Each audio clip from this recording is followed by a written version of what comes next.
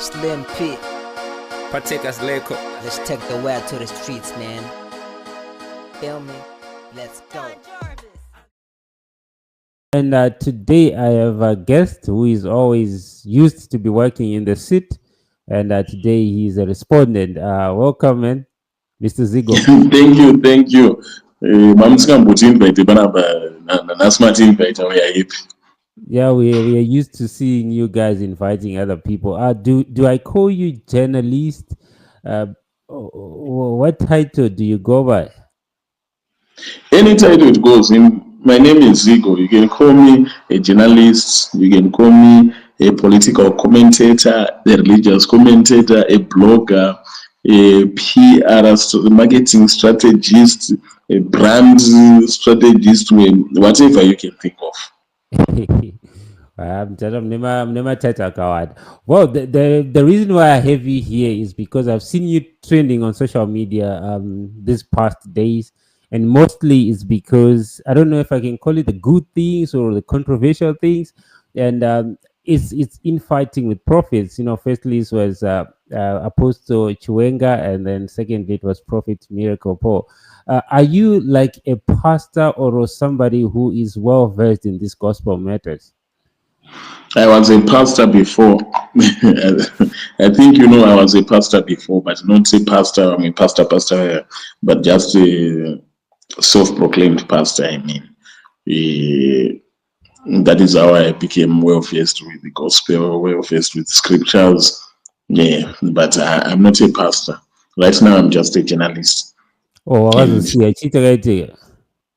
no, I was just a fanatic. You know, in university, you preoccupy yourself with a lot of things. In university, some people were footballers, but right now they are not footballers. They are doing whatever that they are supposed to be doing. Some people were DJs. Some people were politicians. There is a lot of things that you can do in university as you while up time. So one of the things that I was occupied with is preaching, and that was a good thing. So it's not like I left or failed, but I just left university. I left everything that was in university with that. Okay, but when you say you left, but then I still see you in those circles. Did you left being a pastor and then became a referee? Are you the VAR in the gospel? Yeah, pretty much you can say that now. Of course, it doesn't sound good when you say, "Are you the referee or are you the in the gospel?" But uh, I'm just a journalist. You know, the gospel is sort of what we would call a sacred cow. My sacred cow ndo mombe dzaya dzatinoti hadzibatwe. Imombe yakaiswa chivanhu pairi, mombe yakagadzikwa kana sekuru kana chiiswa inonzi haibatwe, hairohwe, haidii. That is what you would call a sacred cow. So that is what the gospel has been in the journalism fraternity. And you see, you don't find in newspapers gospel pieces a lot. If there's a gospel article is talking about a musician or it's praising a certain pastor, you don't really find critics, those who critique the gospel. So that is the niche that I just came to fill.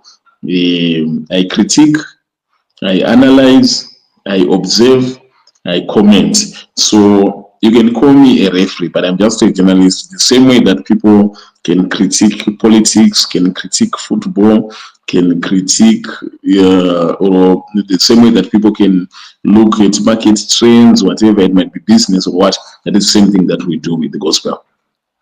Okay, and one thing I noticed from what you said that it was viewed as a sacred place is because I think people are not so sure of what to say because of the consequences that come with it. Then why do you think you are fully equipped to be a critic of other men of God? Yeah, because I know what I'll be doing. Like, these are not things that I've been, that I'm trying. You get what I mean? Or this is not something that's a trial and error or a bad talk. These are things that I fully understand after years and years of understanding scriptures, after years and years of observing women of God's work. So I'm fully versed. Of course, there's no certificate that you can get from an institution to say, this is a gospel critic or something of that sort. But kunema apprenticeship, kunema tradesmen, kunema journeymen, kunechi, all those type of things. So I just have the confidence that I know what I'm doing. And even if you look at how I do it, you know that I know what I'll be doing. Okay, do you have like a mentor or something? Because this feels like a self-referencing. Because if I'm going to trust you, I would need to know your history of where do you learn from and who do you subscribe to. As I said, with the gospel was actually a sacred cow, which means there was no one who was in that field, and it's a niche which I actually discovered. So if it's a niche that you actually discovered, it means that no one had occupied it before, which means I don't have a mentor in that field. I have a mentor in the sense that I can be looking at someone who is doing political commentary. I can be looking at someone who is doing entertainment commentary or a journalist in that field. So in that aspect, I can have a mentor, but not directly in the sense that there's someone who is doing in the same field, in the gospel field, that I would say would you dominate the mentor. No. So why should somebody trust your conclusions? So you always trust those who have good mentors. No, I'm asking you, why should somebody trust your conclusions? The results they show me one. I would say whatever that I've said, it has come to pass. Whoever have critiqued, they've actually shown to be what I would say they are. The phenomenon, I'm not sure if that is the word that you use, or the myths that I have uncovered, they've actually proved it to be true. So you look at my track record, it is not questionable. So you can trust me based on that. Okay, so I'm just gonna go to actual, instances, and I remember there's a story that I saw online, which was written by a well-known newspaper, and they say that Prophet Miracle Paul was suing you for 100,000 US dollars for damages because you called him a false prophet. How did you come to that conclusion? Because as a Christian, the Bible tells you that you should be able to discern spirits. Actually, when I said that, I didn't have any tangible evidence to show that he's a false prophet. But the Bible tells Christians that you should be able to discern spirits. How you discern spirits, you can just observe, you can just carefully look at someone and just feel that no, whatever that is being done here, something is not right. So on that basis, I actually called him a false prophet because I trusted my spirit that what he told me that there's something wrong with this guy. That is the basis that I say that he's a false prophet. Okay, I do get you from trusting your spirit, but what I understand about the gospel is that when somebody trusts their spirit or their intuition, they also have to be alert in the spiritual realm. Are you saying that your spirituality or your level of spiritual maturity is in the higher realms where you are able to actually discern? Yes, because I wouldn't be talking about these issues if I was not hired there. How would you want to talk about my men of God and observe my men of God and look at their behavior if you are not somewhere there? We might not be at the same level, but I'm at a level where I can test their spirits. But you don't need to be higher there or to be spiritually mature for you to be able to test the spirit. This is just an instruction that was given by the Apostle Paul. So that test all spirits. Do not answer. Do not believe all spirits, but test all spirits. So before you believe, you should actually discern. So you don't need to be higher there. It's a prerequisite. You just observe and say something is not right about this guy. And those who are watching, they can confirm that there are many prophets or many pastors whom they've actually looked at and just to say that something is not right about this guy. And later it turns out that what they had guessed is actually true. Okay, I want to differentiate something between what you said, what you felt, you in your spirit, and then you later on say that there was evidence later. So what is the evidence that you have? Now, before we get to the evidence, we should start from here. Their actions actually proved what I had said. Which You get what I mean? For example, the Bible tells you that you should rejoice if you are called a false prophet, for so they did of your fathers of old. This Jesus is saying, if someone calls you a false prophet or a false whatever, is it a false pastor or what? But a false prophet, the first thing that you should do is to rejoice, because that is what they did of your fathers of old. Which means if Miracle Paul, if I call him false, the first mark of being a true prophet is because how he should react upon hearing that news. You should feel like if they didn't believe Jesus, if they didn't believe the apostles, if they didn't believe the prophets of old, am I an exception that everyone should believe me? So his reaction to being called a false prophet actually speaks volumes to who he actually is. Number two, yeah, you can say?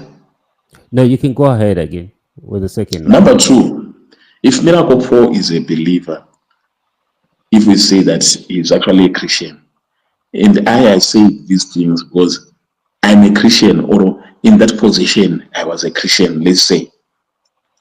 The Bible tells you that if you have got an argument, brother to brother, or as Christians, you should not go to the courts of this world to look for someone who can equate you anokuyenza nesaya anokudinda ita direct translation. Amfani kuenda kunyika kunotsvaka, because these worldly courts, kana tichitaura nezveBible, lower courts, you should look for a brother, you should have looked for someone, you should have looked for a pastor or another prophet. But haven't you tried that? So if you've got an argument and the first thing you go to the courts, it actually means that you actually don't know the Bible at all, because you are doing exactly what the Bible speaks against. Okay, I want to ask that concerning this issue, haven't you tried to settle it outside the court? Yes, we did. Because this issue, remember, it has gone for a year. It's only that you only found out about this now, but it has actually gone for a year. The efforts to settle it out of court is me actually has been doing that. And on the other hand, Miracle Paul has been putting his efforts to settle it in court, not to settle, to get me to pay 100,000, and which is outrageous. And you see, but it just shows you that this prophet is a fake prophet. He puts his trust in lawyers. He doesn't even believe that God will defend him. The Bible says vengeance is from the Lord. He doesn't even believe that God will justify him. Not now. You don't need to be justified today. And the Bible and it tells God will give him his crown if he's a true prophet. And the Bible actually tells us that those who live godly in Christ Jesus shall suffer persecution. If Anna Stephen, they were persecuted, and Peter, they were persecuted, the prophets were persecuted, why is he an exception? Okay, but I want to ask you this, Zigo. Doesn't this sound like too personal? Because I see you with prophets daily. Are all those prophets that you work with, that you talk with, that you advertise, true prophets? Not all of them are true prophets. Remember, I was asked on a radio show, where do you get your money? And I said, from true and false prophets. So you also advertise false prophets? Yes. So why are you calling this particular one? When I say you advertise false prophets and you advertise true prophets, it doesn't really mean that I cannot call out a false prophet because I've advertised them. For example, They are types of prophets whom I don't believe in. That's how I call them false prophets. In this sense, they are prophets whom I don't believe that they are Christians, even though they are prophets. They are white garment prophets, they are red garment prophets. I don't The believe that they are prophets true from prophets. which religion? I don't believe that they are Christians. I believe that it's something associated with the African traditional religion and what. But we do advertise them. So You get isn't me? it self-defeating for your purpose if you're coming into a space where you expose false prophets, but at the same time you go back and the back door, then you advertise the same prophets? Okay. I think we should really understand what it means when we are saying a fake prophet, in this sense that we are saying that this person is not a Christian. There are people who believe in African traditional religion. There are people who believe in the white garment prophets. There are people who believe in the red garment prophets. We advertise them in that context. So there's no self-defeating. We call out prophets who pretend to be Christians when they are not Christians. Okay, I think I quite get it. So I want to go back Let to me explain it clearly to you. I don't want you to quite get it. I want you to get it clear. We have got definitely. prophets. You get Mhm. what I mean? Prophets in the Pentecostal churches. People can argue that I know Pentecostalism or what, but I just mean it. The prophets that we know from the Pentecostal churches, the Christian prophets that we know. And then we've got what they call maprofita. Vanenge vapfeka ma-white garment, vanenge vari mapostori, vanenge vapfeka nguo tsvuku. Those are the two types of prophets that we have. And then we have got sangomas, nganga.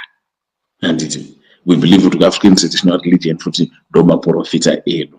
And so we are defining a false prophet in this sense that you find someone whom you believe that this is mupostori or maprofita echipostori or munhu in'anga n'anga dzechivanhu handiti, and that person comes and pretend to be a Christian, puts on a nice suit, and then they come to hold my service in the pretense that they are Christians, they are Pentecostals. You get what I mean? Yeah, I totally get it. It's Yeah. So if you see me advertising a white garment prophet, I'm advertising that white garment prophet on the basis that is showing people that is a white garment prophet or is a red garment prophet. If we are advertising a Sangoma, we are advertising him on that basis. If we are advertising a Christian prophet on that basis. But when we say this one is false now, someone is now pretending to be a Christian prophet when he's a Sangoma or when he is a Mazbaba. okay. So if I'm getting you correctly, you are not somebody who is trying to bring sanctity into the kingdom and fight for the kingdom. You're somebody who is just doing what they do.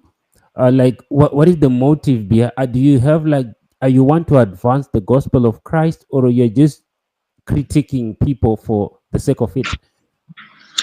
And not necessarily advancing the gospel of Christ, because advancing, I have to do that in the shoes of a preacher. You get what I mean? But No, what we are even doing as an is apologist, like you do, apologists can just come and then they provide, they expose people. They do that. They want to protect the sheep.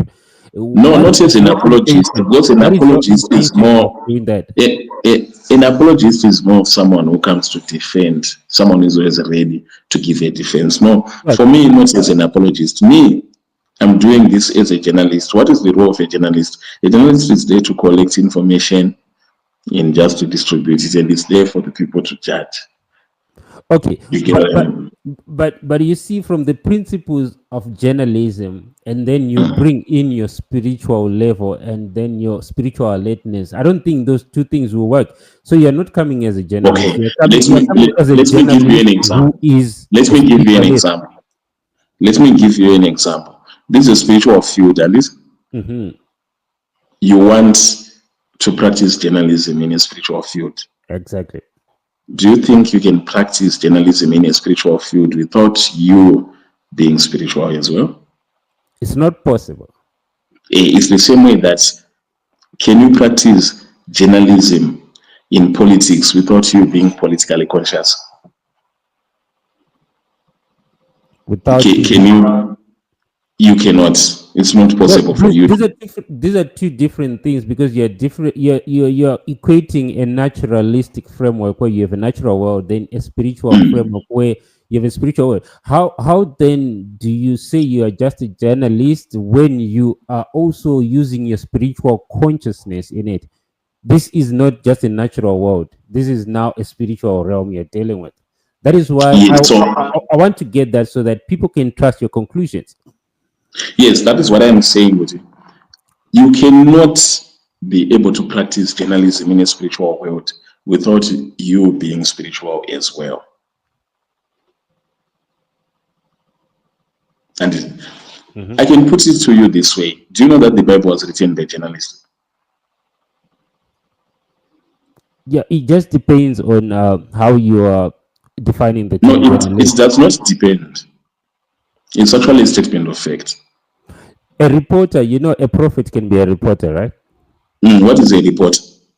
It's somebody who just reports news and shares news of what happens or writes accounts of things that happened. Isaiah What wrote. is a journalist? A journalist is mostly a person who write accounts of things that happened, reports on them, investigates, analyzes, and also shares. So you see that there are similarities in your advice in in your definition. The Bible, you hear of scribes, you hear of people who were writing, you hear of the synagogue, the letters. You look at the accounts, you look at the Book of Kings, you look at all those books. They were written by journalists. Okay, so you're saying you don't have any personal motive against this prophet. It's just pure No, work and the pure journalism. you see. Okay, I want to move on because of our time. You recently released a documentary. I think it was on social media and people reacted to it. There were also people that were actually asking the prophet, to say pray to God that he can take away Zigo's voice. I want to ask firstly, like, where did you got those people that you interviewed? How did you get them? Uh, as a journalist, you're talking about journalist principles. You should never disclose your sources. That's where Okay, that's where you see how I got them. I don't think the question should be where did I get them. It should be how I got them. yeah, you can use the second one. How did you get them? I got them using my journalism tactics. A lot of people they'll be doubting whether I'm a true journalist or not. Yeah, they say Zigo is not a journalist, even though I am accredited. Where is my accreditation? I can't. Yeah, this is an expired accreditation. I have the one which is actually current, but I just want to Is bring that it. with the Zimbabwe Media Commission? Yes. So what I'm saying is, I got those people using the journalism methods that are used all over. When you want to collect information, when you want to find witnesses, when you want to find people whom you think they've been uh, either implicated or they can give you information or whatever it is. Okay, I That's how I understand you don't have to give me that, but now the thing is for you to establish a point of trust because there were people that say that if you're saying these people were paid to act in that church, how can then I not trust that you also paid them to do what they did? it doesn't matter whether we paid them or not, because we didn't pay them to do what they did. How do But we I know? think what matters is the confessions that they were making. Were they true? People are looking at the means. Is we are looking at the end. Let's say we paid them, but do you doubt the confessions that they did? Truth is very difficult to If substantiate I because if I pay you to give me directions of where I want to go, if you give me the directions of where I want to go, do you measure on the payment or you measure on the directions that I've arrived where? What matters is the means. What matters is the end, not the means. No, sometimes Yeah. what matters is the motive and the process, because the process is what produces the outcome. We can have a different Okay, so outcome let's start here without having the due let, process. let's start from the motive. Yeah. The motive was to expose a fake prophet. Did we achieve that? But then you already have a case in court with the prophet. So Mhm. I would say the motive was to add to your court case that's going on, because if somebody that is fighting a prophet in court then gets witnesses to speak against the prophet, why should I trust that person when I know he has a motive? No, these are not issues of trust. These are not trust issues. These are issues of facts. We don't need anyone to trust me or to trust. There's no need to trust me. They just need to see the facts. We are not working with trust issues. It's about the facts. Did the account that was given by those people, do you think that account was not true? If you look at those people, look at what they were saying, look at their bodies, look at the clothes that they put on, look at the voices. And Hmm. if you go to airport, we will not find collection point yemabhitiri. If you look at the videos, Okay. and so it's not these are not issues of trust. If they were issues of trust, we wouldn't be in courts or what. These are issues of facts and credibility. And how do you verify? We Okay, but then verify those things. the issue Zigo is the witnesses said that vaipiwa mari isingakwane kutenga even grocery rakawanda and stuff. Then I would think Zigo, okay, maybe Zigo akabva atovatengera cartons and just did the same things. Maybe I would have felt pity for them. These guys were being abused. So These guys were how being do I know abused. that you didn't do it? No, you don't need to know whether I did it or not. What you need to know is what they told you. Is it true or not? What I did for them, you don't need to know. And even if you know, let's say I bought them groceries, let's say I paid them, Then I but will know that it has an effect on what they were going to say. no, even if it has got an effect on what they were going to say, but what they said, is it true or not? That's the question. Okay, so are we going to have more witnesses coming on? Because if it's a fake thing and it is, I think this prophet has been in the game for more than I'm not so sure, but I'm sure he has been in the game for more than 5 years or so, and he has Yes. Sunday services. And are you Mm. saying that if he is faking miracles every Sunday, how many Sundays do we have in a year? We have like 52 Sundays, and we have if he has been there for like No, 5 years. look, So do we have Leko, like 500 Leko, fake? Yes. Leko. Do you know what is an industry? Yeah, I understand an industry.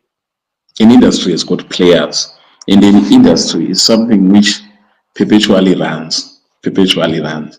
Hmm. So you can't talk about how long these people have been, because this is an industry which has got players. You get what I mean? Yeah, I want to see the magnitude of this in the state that you had like three witnesses, right?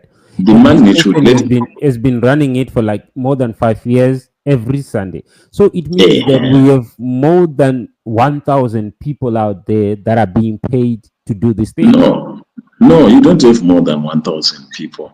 That's the magnitude that we are talking about. And this is an industry with players. Ask yourself, why is it those people, they've got their faces bled? Okay, so are you saying that they repeat the same people Sunday after Sunday?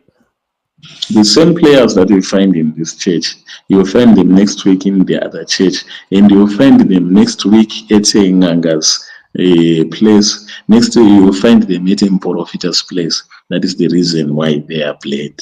And we've got more and more of these people whom you can find in this church today, and you find them in another video at Nganga, and you find them also in another video, Bari Komasowe Kwakat. This is an industry. That is why their faces, they are bled. Okay, so are we going to be seeing more exposures? Because it looks like you're saying it's a whole cabal thing that is running, and it might be bigger than we think it is. If you're It, correct. no, I'm actually correct. Okay, so are we going to see more exposures? Because now, if with the magnitude If of what you just said, then there if has need to be overwhelming evidence. if need be, you actually see more. If need be, you actually see more. Okay, then I want to go to the other thing. So you see, there are people that are saying that Zigo, as small as he is, these are normal words. you know, Hmm. you can have the courage, to stand against these big, powerful men.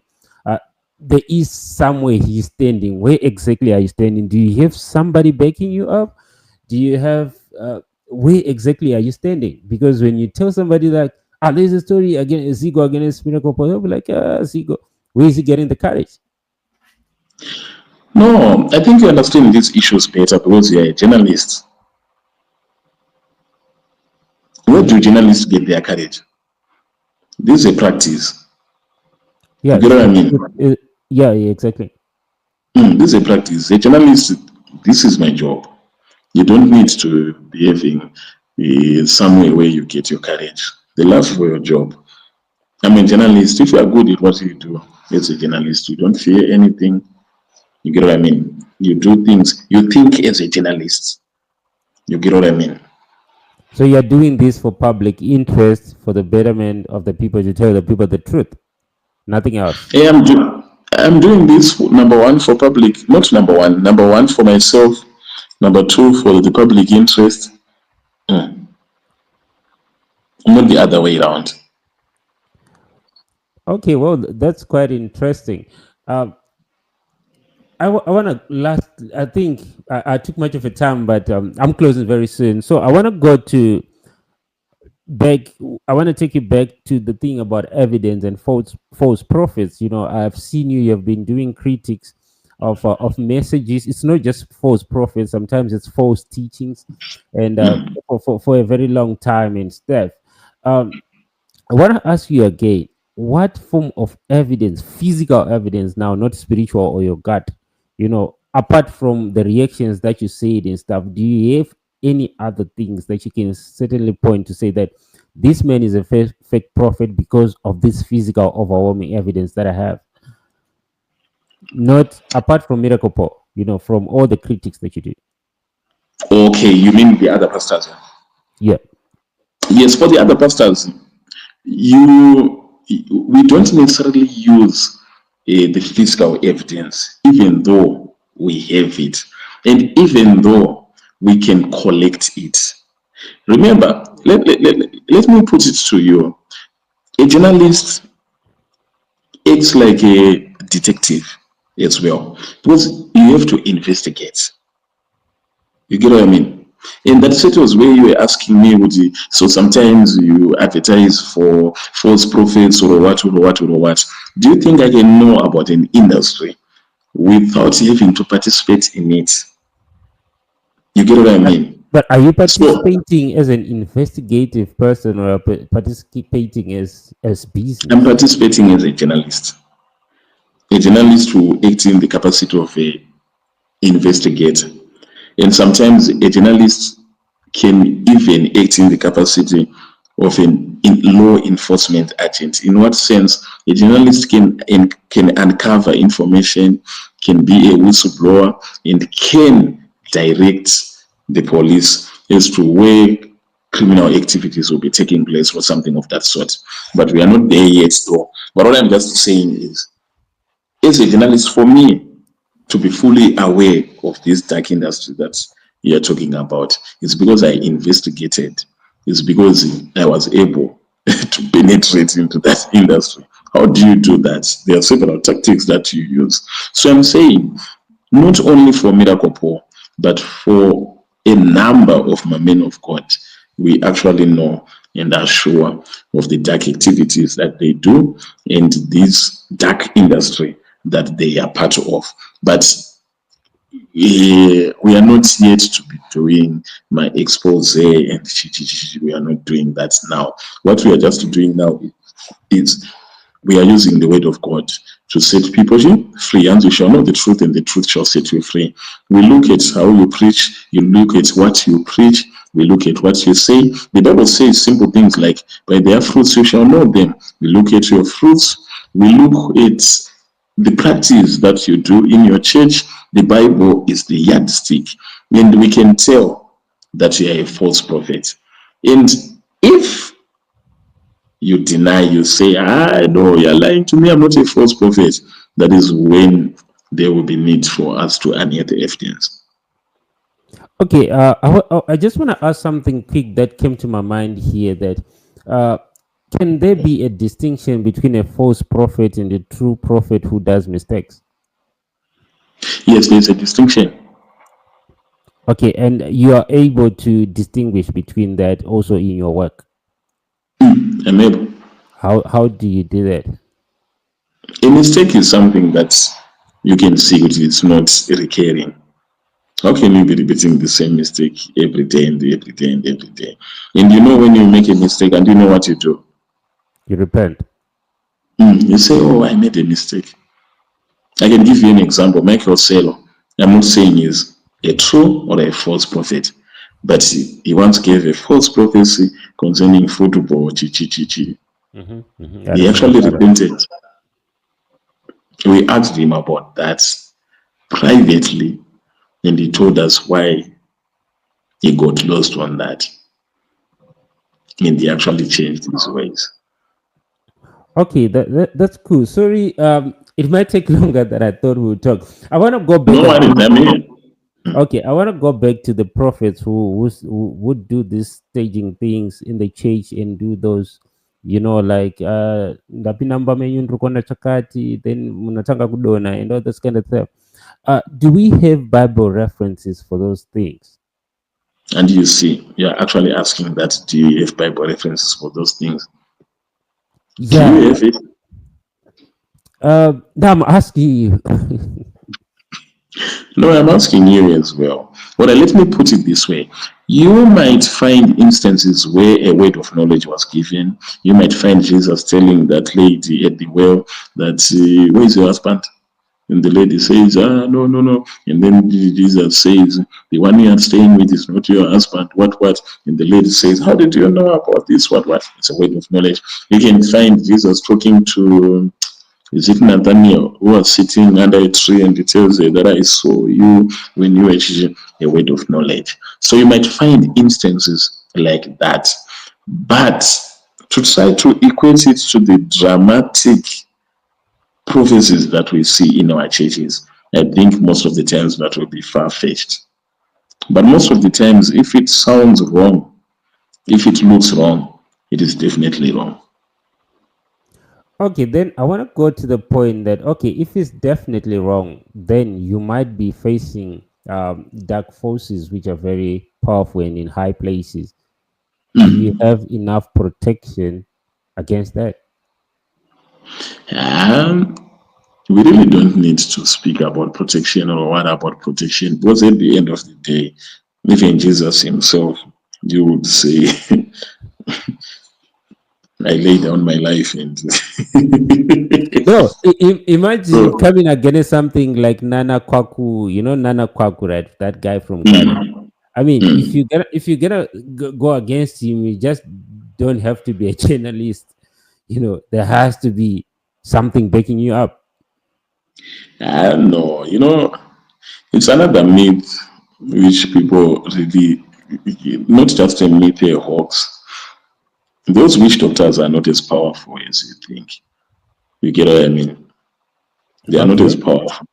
There are people who have actually stood against them and they couldn't do anything.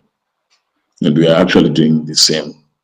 And you see, we have been giving the false prophets ultimatums, 24 hours. What you actually have to fear the most is physical things. I don't really fear, plus remember we grew up under a theme here, fear not, sin not. And I can tell you that we've never been afraid. And that justifies why you don't really see my cases when exaggerate because they don't fear. You get what I mean? So some of those things are angry myth. People they really want to scare you. When they get into real trouble, those witch doctors, when they get into real trouble, they cannot do anything about it. Those what you not nanga ichinzi yasungwa.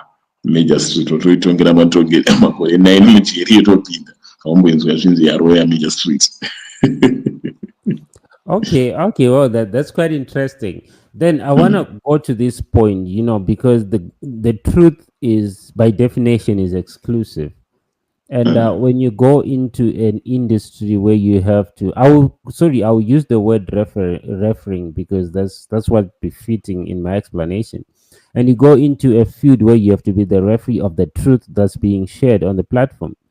Uh, how w- are you saying that you are 100% correct? Because the truth by definition is exclusive.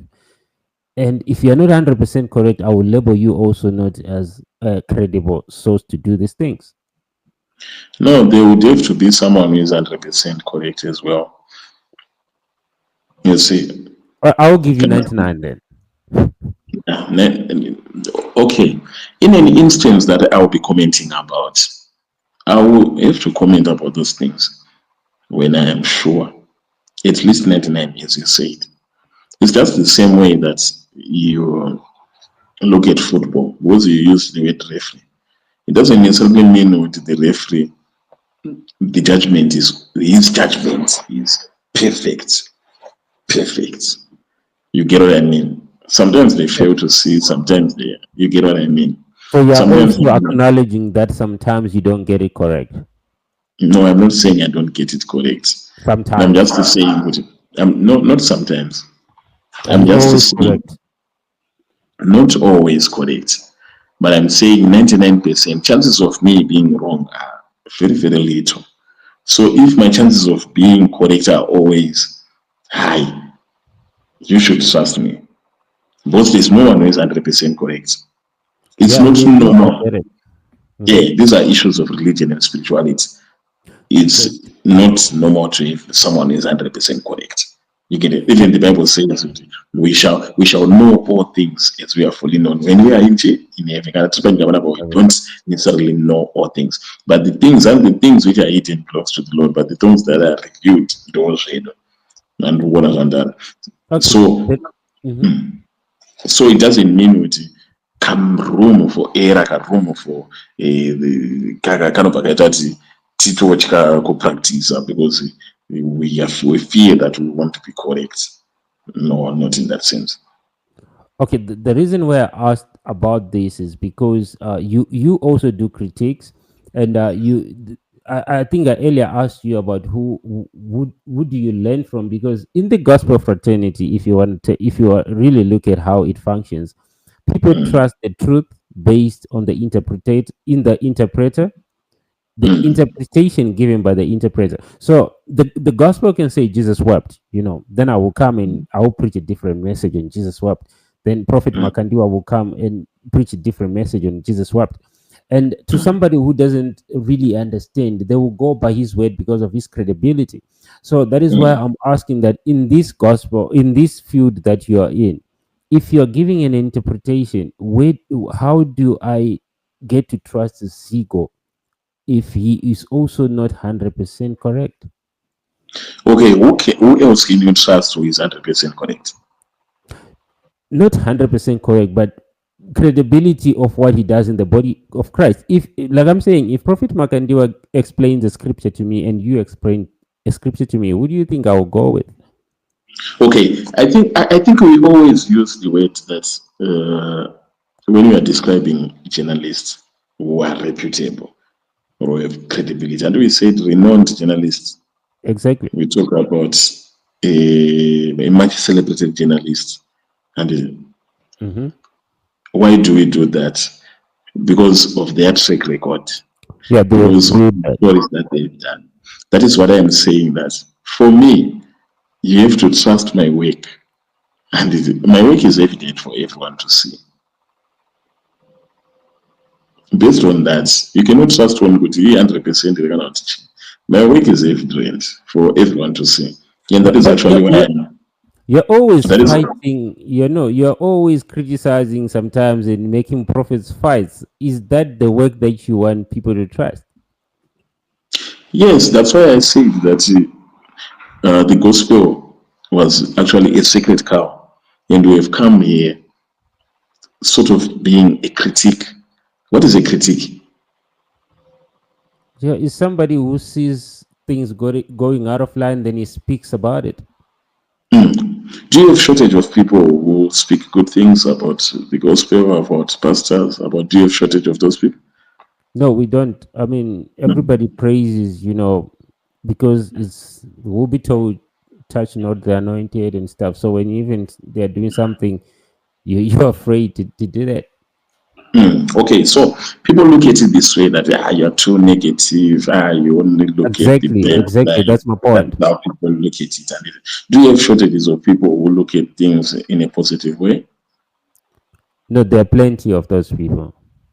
So why should it be a monologue? All right, let me put it this way.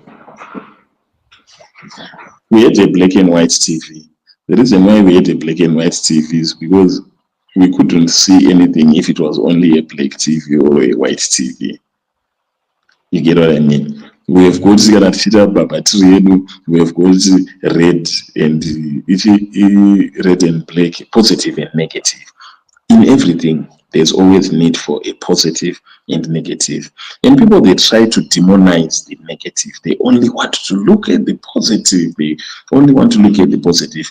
But that is what I would call a denialist. When you look at the negative, you become honest with yourself. You know the genuine issues that really need to be addressed. You have self-reflection. So if we tell you, could you know something is not right here, and you label it as negative, it is okay. But since we have actually brought it to your attention, you can now address that thing. So if you are all praise and you are talking about the gospel, let's look at it as an industry. You're talking about the gospel industry and they are talking about how beautiful the men of God are, it's helping you and what. But in the midst of that, there's something negative that is happening and we whistleblow that issue. Would you say that is bad? I think it's good. Um, I think so. I'm It's just look, actually good. I'm just looking at the Bible. When we have prophets, and did we have those kind of journalists that were coming to expose? But Yes, you're always look. against I prophets. want you. I want you to look at it this way as well. Look at the prophets themselves in the Bible. Most of the times when the prophets would speak in the Bible, would they speak to just to speak good things and praise people for how good they are, or even the king and the president, women that yeah, very nice king. They would actually come and speak when bad things happen. Yes, exactly. I remember even the guy who was sent to David when he took Bathsheba. He went with a message and said the child will die. And Even those prophets would actually speak. Those prophets would actually speak well. The Bible would say that God sent a lying spirit, a lying spirit. Be careful when everything that is to be said is well. You get what I mean? Usually, it will be a lying spirit. And who knows what to do that? Look at Paul. Paul, we have got an instance where he actually rebuked Peter and he wrote about it. so. Are you He like said, the Peter, Hosea of our time? he Are you the said prophet of Peter doom? hates to be blamed. No, and I'm just Zigo. You get it, but I'm just giving you my instances in the Bible. Those people they try to demonize. But look at the Bible itself. Do you know the Bible? Much of the Bible rinenge richingoti tsura richingotiudza zvinhu zvatinoita wrong chete pana unyazoridariza That is true. musazodai That's true. musazodai kune vanhu vakadai vanoita zvakadai. Pauro achitotaura kuti kune nhingi uyo kana achida kuripika throw out him of the church and you see what I mean. homosexuality, much of the Bible is all about rebuking, much of the Bible is all about kutsura, it's all about telling us the wrong things that we should do. So the Bible actually addresses the negatives that need our attention. So if there are people who are praising men of God vachinyora mablog vachita journalism yekuti yes taona men of God vavaka chechi vavaita orphanage vadii, we are happy about that. Those are the positive reporters that we have in the society. The same way we also need look at politics, look at governance in a country. There are people who come and write about the projects that would be done in a country, and we applaud the government for doing that. But there are journalists also who talk about a road that is not roadworthy. And then after they write an article on that, you'll see that government, they are tarisa that because it will raise awareness in the end for Babakwa Road. Okay. So I think you explained it so well. So what I'm getting here is that Zigo is there to keep the prophets or other people in check or in balance, so that we don't just focus on all the good things, but because to err is human, we are humans also. So there are certain mistakes that we do that we don't see, but other people are able to see. So you are like the eye or the watchtower to it, something like that. yeah, I keep them on their toes. And who keeps you on your toes? And they are actually keeping me on my toes right now. Look at the comments on Facebook. They are keeping me on my toes. Okay. There's no shortage of people who give you advice. There's no shortage of people who think they've got something to say. And you might look arrogant. You might look like you are giving a deaf. Ear. Yeah. But when someone says something that you really need to change, trust me, you will definitely change. Okay, yeah, definitely. That's true.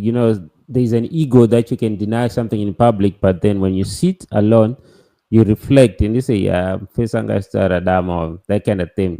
But anyways, I want to thank you for this talk, Zigo. I think it shed some more light. I'm not so Yes. sure on the conclusions that you gave and how the cases are going to go, but I just wish both of you guys find a common ground. Your brothers, and you For the conclusions, just we find just wish the harmony. best. Yeah, you just find harmony, because the goal for all of us here is the life that we want after this earth. Whether whichever religion, Buddha, Hindu, atheist and pantheism and all this kind of thing, the goal is what happens after this earth. So we can do all these balance checks in and everything, but in the end, it's all about where are we heading to.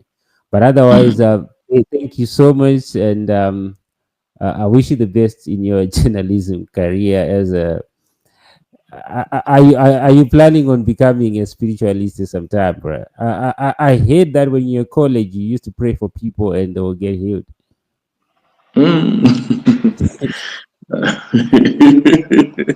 Let's leave that for another day.